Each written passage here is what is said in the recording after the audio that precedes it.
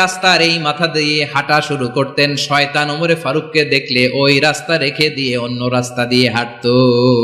সুবহানাল্লাহ। ওমরে ফারুক রাদিয়াল্লাহু তাআলা আনহু কি পার্সোনালিটি ছিল, কি পার্সোনালিটি। আমাদের এলাকায় ছোট বাচ্চারা রাতে ভাত খেতে চায় না, আমার মেয়েটাও খেতে চায় না, এই এটা দিব ওইটা দিব, আজকে মাহফিলে আসার সময় বলে দিছে লিস্ট করে এটা এটা আনতে হবে। তো ছোট্ট বাচ্চাদের অনেক বায়না থাকে, ওরা রাতে খেতে চায় না।